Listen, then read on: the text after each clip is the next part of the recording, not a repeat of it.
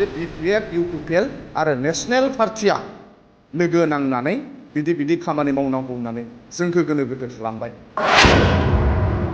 तो मैं भाबो जे BPF UPPL BJP বা BJP UPPL BPF रुलिंग और अपोजिशन एकत्रितভাৱে চুক্তিৰ স্বাৰ্থত আগবাঢ়ি যাওক আৰু বড়োলেণ্ডবাসীৰ যি উন্নয়নৰ যি সপোন বা শান্তিৰ যি সপোন এইটো বাস্তৱত ৰূপায়িত কৰিব লাগে। মোৰ এইটো ক্লিয়াৰ এটা বাৰ্তা।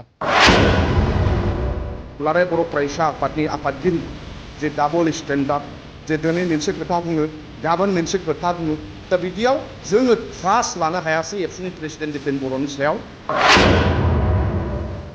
दुलाराय बर' फरायसा आफादनि आफादगिरि दिपेन बर' बिथाङा राव सोलायदों।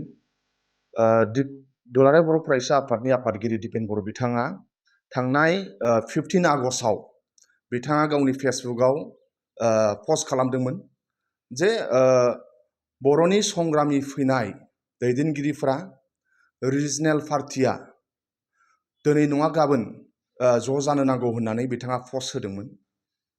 तो बेखौ गोबां बर'नि रायजो राजा बिथांमोनहा बरायदोंमोन।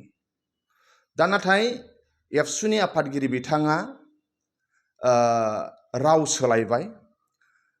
मैया दाखालि बिथाङा आरो गुबुन मोनसे स्टेटमेन्ट होबाय जे बिटिआर सुक्तिखौ मावफुंनांगौनि थाखाय BPF UPPL आरो नेशनेल पार्टिया ज' जानांगौ होननानै बिथाङा बुंबाय। दा जों गोनो गोथो जाबाय। 15 आगस्टआव दुलाराय बर' फरायसा आफादनि आफादगिरि दिपेन बर'नि स्टेटमेन्टआ रिजनेल पलिटिकल पार्टिखौ लानानै BTCआव मोननै स्ट्रं रिजनेल पलिटिकल पार्टि दङ BPF आरो UPPL।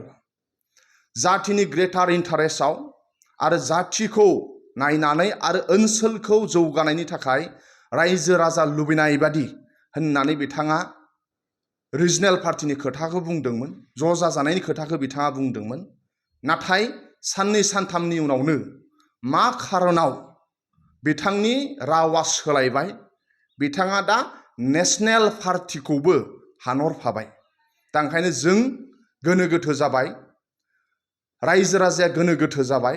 दा ओंखायनो रायजो राजाया लुबैदोंमोन जे रिजनेल पलिटिकल पार्टिया ज' जानो नांगौ आरो BTCखौ पावारफुल खालामनो नांगौ आरो BTCनि रायजो राजानि मोजांनि थाखाय खामानि मावनांगौ होननानै रायजो राजाया लुबैदोंमोन।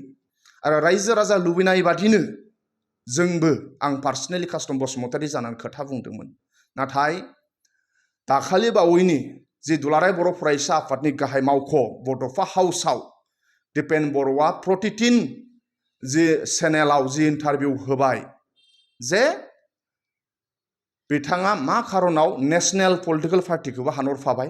दा बियो मोनसे मा खारनाव बुंखो जोंखौ गोनो गोथो खालामबाय, BTCनि रायजो राजाखौ गोनो गोथो खालामबाय। ओंखायनो बे दुलाराय बर' फरायसा आफादनि जे डाबल स्टेन्डार्ड मेनटेन खालामनाय बेखौ BTCनि रायजो राजाया मोजां मोनाखै।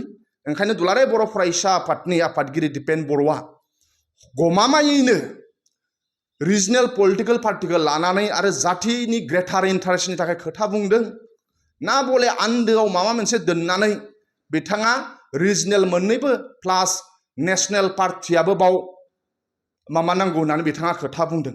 दा ओंखायनो बे मिलायासै।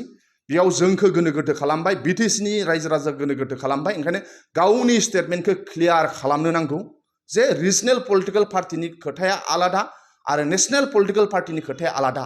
रिजनेल पलिटिकल पार्टिनि आइडियोलजिफ्रा आलादा, नेशनेल पलिटिकल पार्टिनि आइडियोलजिफ्रा आलादा। दा ओंखायनो 15 आगस्टआव मानगोनां एबसुनि आफादगिरि दिपेन बर'निफ्रायसो फैदोंमोन जे दिनै नङा गाबोन रिजनेल पलिटिकल पार्टिया ज' जानांगौ होननानै।